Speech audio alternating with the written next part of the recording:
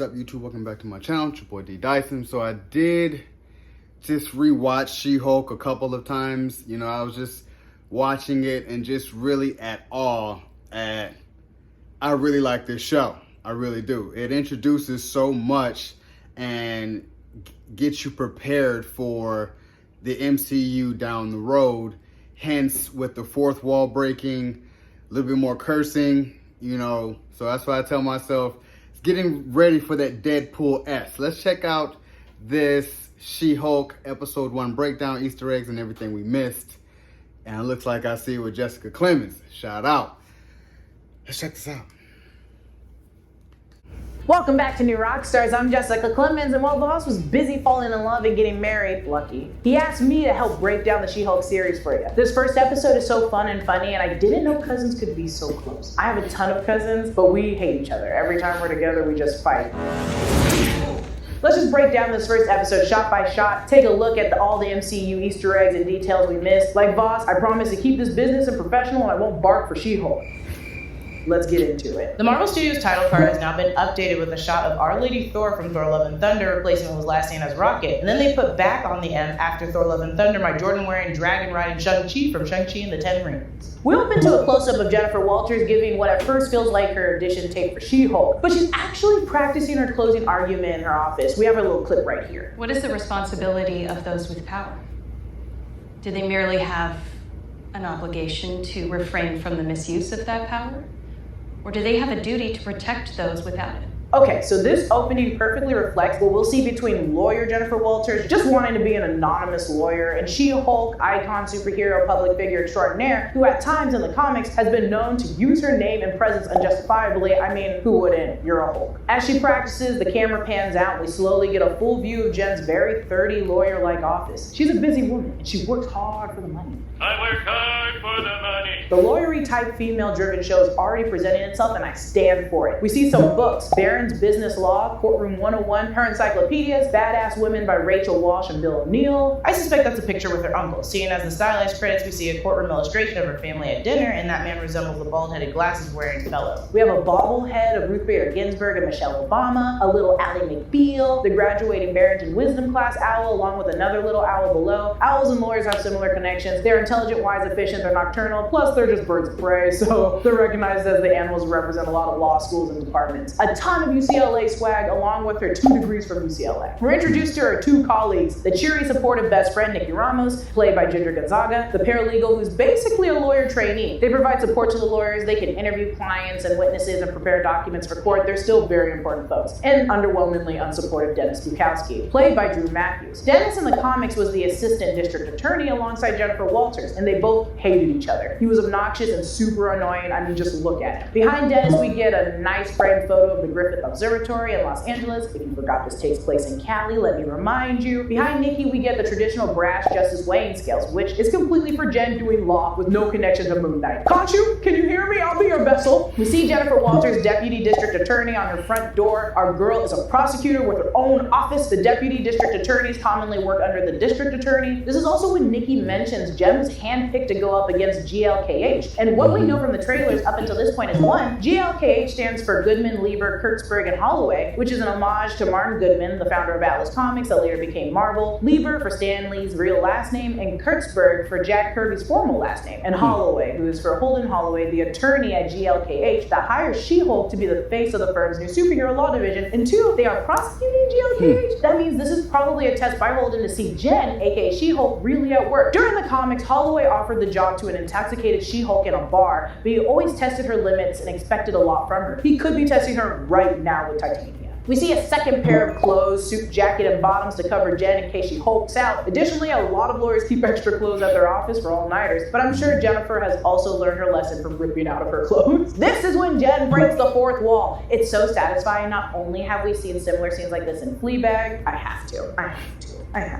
That's my Fleabag tattoo. Saved by the Bell, even Deadpool. This gag is comedy stage media gold, separating fact from fiction. It shows that they don't take themselves too seriously, but also can give us, the audience, much more information. My years in theater and improv have led to this moment. If I were She-Hulk, or even just a lawyer, I'd need some help coping with the stress of it all. And that's normal. A lot of people could use a little help, and that's why there's BetterHelp. This video is sponsored by BetterHelp. If you think you might be feeling depressed, stressed, anxious, or overwhelmed, BetterHelp is there to help. BetterHelp offers licensed therapists who are trained to listen and help you. BetterHelp allows you to message your therapist in a private online environment at your convenience. BetterHelp's network has over 20,000 therapists with broad range of expertise and specialties, giving you access to help that may not be available in your area. Just fill out a questionnaire to help access your specific needs, and you'll be matched with a therapist in under 48 hours. Once you're matched, you can schedule secure video and phone sessions and exchange unlimited messages. Everything you share is completely confidential, and if you ever want to request a new therapist, you can at any time with no additional charge. Over 3 million people have taken charge of their mental health with an experienced BetterHelp therapist. If you're interested in improving your mental health with BetterHelp, you can get 10% off your first month at betterhelp.com/newrockstars, or click the link in the description. That's BETTERHELP.com/newrockstars for 10% off your first month. We transition to Bruce and Jen's trip driving through the woods of California. It's playing Money on It by Together Pangea, a band based out of Santa Clarita, California. This episode oozes California 30-something-year-old regardless, but the added music is sort of an indie Cali vibe, so a mini bonus. We find out Bruce has been able to stay in human form because he created a device called the inhibitor, though keep in mind it hasn't fully helped him heal. We saw him wearing in Shang-Chi, and head writer Jessica Gao has confirmed that this now takes place a little after Shang-Chi. We've seen variations of the inhibitor before. In Captain Marvel, the Kree created a photon inhibitor to control Captain Marvel's cosmic powers. In X-Men, the inhibitor collar was in Days of Futures Past. Also in Deadpool 2, they used the collars to neutralize the mutants' powers. Inhibitor simply means to slow down or prevent a particular chemical reaction, which I believe ultimately Smart Hulk is doing to stay in Bruce form. Eating hot Cheetos with chopsticks is, I kid you not, the only way I'll eat them, and for the same exact reason. You don't want to get it on your fingers. Also, let us not forget who started this trend, Moon Knight. When Jen said, "You're not the only genius in the family," Bruce retorts, "No, there's also Chet." At the end, we get to a montage of courtroom illustrations. This one says mom, dad, aunt, uncle, and cousin. I assume that Chet is the cousin. The uncle is wearing glasses. Mom and dad are on the right, so that leaves one of these last women as the aunt. This could be Cassandra Pike from the comics. Jen's aunt on her dad's side. She's a biologist and won a Nobel Prize for biology. She's also pretty evil in the comics. She tries to kill her brother and niece She-Hulk using her son, in this case Chet, after giving him injections to become a giant monster. So the quotes around aunt could stem from an unhappy relationship between the two. Like us, Jen has some theories. Truly, all her theories are whether or not Steve Rogers had sex and when. Which, don't worry, we'll get into because the mid-credit scene is a doozy. We get a glimpse of the Sakaar ship. We later learn specifically it's a Sakaarian Class A courier craft. A postman, if you will. Or someone serving a subpoena to Bruce, possibly. This could be from the Grand Master. The ship in Thor Ragnarok, the Commodore, looked exactly like this. Either way, this ties to Thor Ragnarok, and I bet they're looking for their top-tier fighter after stealing the prize ship from the Grand Master. Or we could be getting into World War Hulk and Sakaar, son of Hulk. After the Illuminati sent Hulk into space, away from Earth for being too reckless, he landed on Sakaar, creating a home there, even finding love and a wife. The ship he arrived on explodes, killing his pregnant wife and a lot of people in the city he made. He goes to Earth, storms up a bunch of chaos, and kills a ton of folks. It's revealed the child didn't actually die. He emerged from a cocoon. Sakaar is super sick, super hardcore, but I just don't think that major scene would be played out in She-Hulk, but you let me know what you guys think in the comments.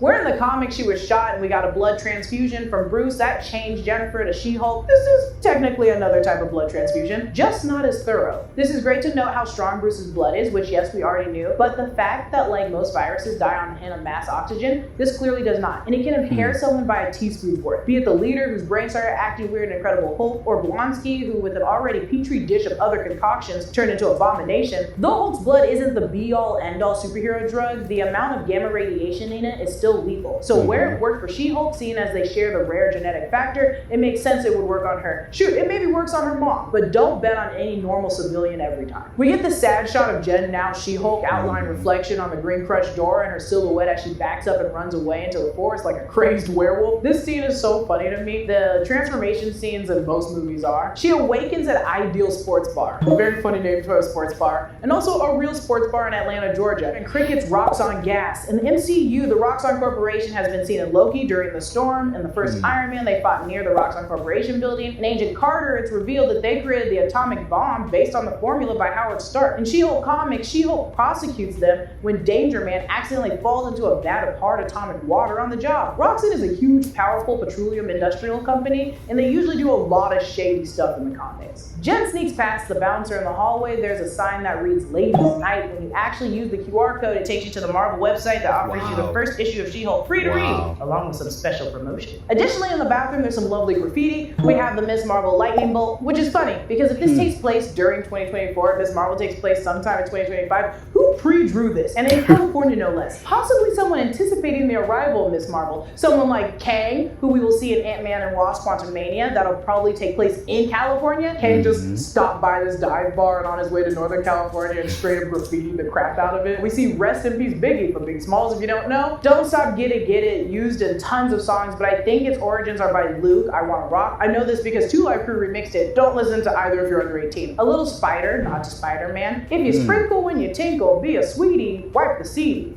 And then the infamous Sword of Anarchy symbol, infamous 420 with a peace sign and a 0. Not a single Thanos is right in sight. It's ladies' night. And what's ladies' night without a bunch of ladies helping ladies in the bathroom? I can't tell you how many ladies' nights I've been to where it becomes a drunk girl's night out in the bathroom. Those people become my best friends immediately, just like these helpful bunch. Played by Monica Garcia Bradley, Tiffany Denise Hobbs, Tony Bryce, and Ariana Marie Hagen. I love these Atlanta queens, and I'm so happy they're showcasing support of women, just women helping women. We need that. She-Hulk donned a Led Zeppelin t-shirt, and I think those are swim trunks. We can assume these are Tony's clothes, seeing as Tony loved rock and roll. The Black Sabbath t-shirt, in the first Iron Man, he's in the small truck with soldiers listening to AC/DC, Back in Black. He listens to AC/DC a lot. Plus, they're on the coast of Mexico at a beach house. You need trunks, my dude. These little glimpses and reminders will never be forgotten tear me apart in the show. As Jen walks out to this beautiful, rich beachfront estate, we see some little Tony Hulk treasures, like the Iron Legion armor droid helmet from Age of Ultron. I suspect this is the helmet Ultron is first seen wearing. It matches the degree of damage. In the movie, they also remove their mask when the machine laser beamed their eyes, so I'm thinking it's just the junk pieces from that moment. Behind her, peep the subtle helmet there. That's Hulk's helmet he wore in the ring during Thor Ragnarok. It's insane he still has it. It's also not the only piece of swag brought back from Sakaar, I suspect, but we'll get back into that in just a moment. We also see a sand hourglass, some boats, driftwood art, maybe for the sandy beach aesthetic. It's definitely their relaxed spot. Tony Stein's bunker is insane. This is where Bruce spent the 18 months fixing himself. Look at all the Stark equipment, the similar gear used to monitor Hawkeye in Age of Ultron when he was getting new tissue. In the first Iron Man, the gear behind him when he's asking Pep to take out his heart. As Vaughn said in the trailer breakdown, we see the X-ray of Jen's brain. We have different vials of Jen's green blood lying around. While she was out, he was able to get blood, X-rays, literally everything. We also see the schematics of the inhibitor behind him. This slow zoom when Jen mentions she's changed, realizing she's a Hulk, is so fun, and for the visual storytelling, enhances the emotion of the scene. And I love when movies do it, like we're creating the same chaotic realization for both the character and the audience. It's also so dramatic, unnecessarily dramatic.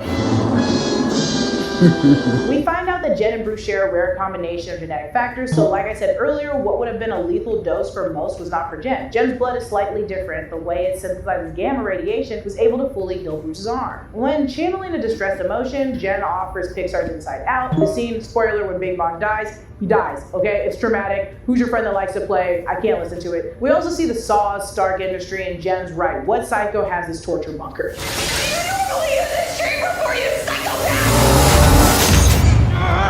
When Bruce says casually how he changes back to Bruce form is by falling out of a plane like in the first Avengers, or he gets knocked out by a robot as Tony as Hulkbuster, or Natasha would tell him a lullaby both in Age of Ultron. Hey big guy, sun's getting real low. He mentions his time on Sakaar, him being stuck as Hulk for 2 years during Thor Ragnarok. All these callbacks are worth going back and watching because I just love them. Dialectical behavior therapy is a psychotherapy that started with treating personality disorder and interpersonal conflict. In this case, definitely being a Hulk. And a reminder, Hulk participated in yoga to help him in Incredible Hulk. He mentions Jen reverts back to Jen form when she sleeps, which is also what she did in the comics in very funny ways. Like when she wakes up from having men over and has to revert back before they notice. If stress and high heart rate changes you into Hulk form, it would make sense when you're unconscious you revert back to your normal self. The song playing is Fast Motion by my girl Sweet Tea. She's active in this video, sprinting, playing soccer, football, cheerleading. It's all about the hype and hard work, just like what Bruce got Jen about to be doing, effortlessly I might add. Get ready for these lady pump-up jams. Let's go through the physical skills he teaches Jen. I love their competitive nature, but also that boulder that Hulk just tossed is gonna be a meteor to some poor ship or planet.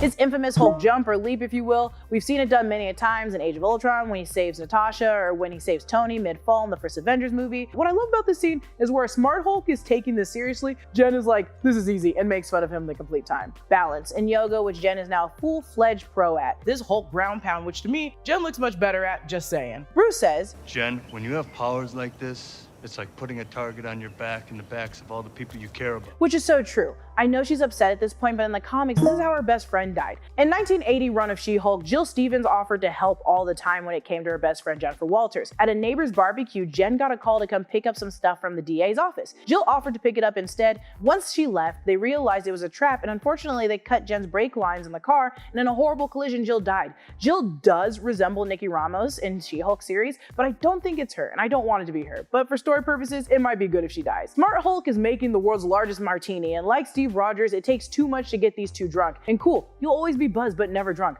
I drink to get drunk, you guys. Also, this sounds so expensive. Is it even worth it? From a later shot, there's about 30 empty bottles. Yes, some are wine bottles, but regardless, if each bottle is 20 bucks, give or take, that's around $600 wasted. Okay, I'm done being irritated, but this logically just doesn't make sense, and I want them to stop. It's a waste of money. Whatever. Behind Hulk is a Hulk piñata, perhaps a souvenir from the celebration of Hulk on Sakaar.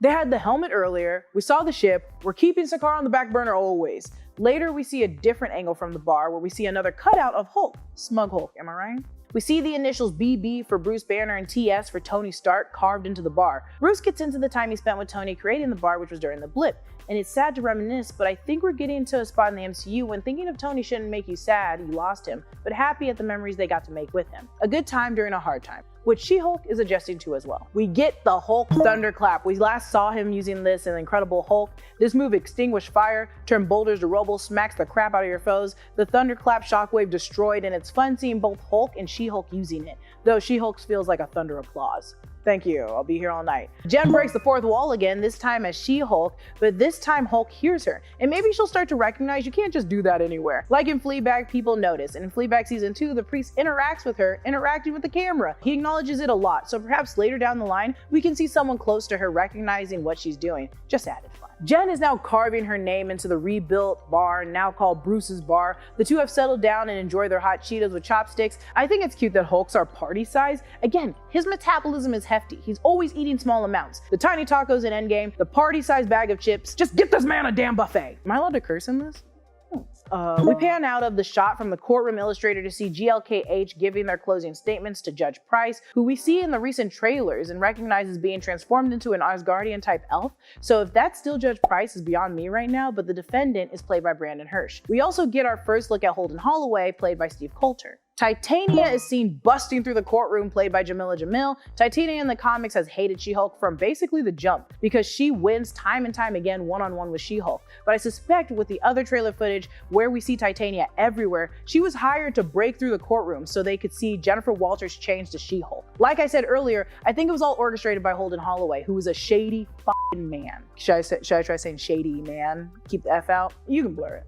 We'll bleep it. Jen punches Titania into next week and she slips her heels back on, ready to give her closing statement to a damn classic by Eve, Who's That Girl? It's such a bop. Basically the song announcing the Queen Bee has just arrived and you're all gonna wonder who she is. In the credits, we see a courtroom-like illustration montage, one of which is a board-like presentation by Jen to Hulk at Bruce's bar, piecing together whether or not Captain America is a virgin. Links to Peggy Carter, a faceless woman, and then what we can expect is a USO showgirl. And so let's get into this. Jen, fake drunk, gets Smart Hulk to spill some beans on Steve Rogers being a virgin. They even call back to the gorgeous Steve Rogers' butt. Did you see that ass? Like, that ass did not deserve to die a virgin. It's revealed he does indeed get down. He lost his virginity to a girl in 1943 on the USO tour. Now, Jen's presentation may lead you to believe it was a USO dance girl, but I think that she thinks that the unnamed 1940s girl was either a dancer or a random woman. I think it's Laura Haddock, aka the autograph seeker in Captain America's first movie, aka Star-Lord's mom. Laura Haddock played Meredith Quill as well. The two roles are not related at all, I don't think. Meredith Quill was born in 1961. This girl was an adult by the 40s. But come on, the scene's too on the nose. They definitely hooked up. I mean, I would. That's everything I spotted in the first episode of She-Hulk. Follow me on Instagram and Twitter at Lulu_Clemens. Follow New Rockstars. Subscribe to New Rockstars for more breakdowns of everything you love. Thanks for watching. Bye, dudes. This is why they are the kings and queens of the breakdowns of all things pop culture, namely Marvel, DC, Game of Thrones, and what have you. Shout out to Jessica Clemens because she definitely killed this breakdown. And congratulations to Eric Voss on getting married. Now, a couple things I had with this breakdown was I told myself she's in California, they're in Cali, they're in LA. Is she going to go to New York? I think she's going to have to with the lawyer, the law firm that she's probably going to, because right now in this episode, she's going against them, and now she's going to end up working for them. So she may be leaving California and going to New York to work, and that's how she runs into Daredevil. So that's why I'm kind of like where we're going to go with this. Another thing that really wowed me was kind of like the callbacks to Sakaar. And kind of leading up to World War Hulk. And with this, I think the Hulk is probably going to be in one more episode and then he's done. Because he's going to go off into Sakaar and we're not going to see Hulk until World War Hulk. And I love the build up for that. I really do. I think that's going to be so entertaining. But as of right now, we get to have She-Hulk and her experiencing her powers because she's more conscious than Hulk. But, you know, because I feel like when Hulk leaves, he's smart Hulk, but he's going to go through alterations where he's going to go back to being just Hulk and trying to fuse that and trying to understand that. But right now we have She-Hulk, which she's going to get stronger and stronger. That's why I love this show. And Tatiana Maslany, killing it. I'm like, off the first episode, you are perfect to play She-Hulk. Perfect. And I love the QR code. I like when I seen it was like she was walking into, I think, the bar and saw the QR code was on the wall. You could scan it with your phone and it'll be a comic. And I'm just like, man, for them to point that out, that's why they are kings and queens of the breakdown. I love this. I love the breakdown, all the Easter eggs. You know, let me know if you guys like this, because I sit there and tell myself I watch this even if I don't react to it. I have to watch the breakdown. So, you guys enjoyed my reaction to She-Hulk episode 1 breakdown, Easter eggs, and everything that we've missed. Subscribe to my channel. Post comment down below. Like the video. It's your boy, D. Dyson. Peace.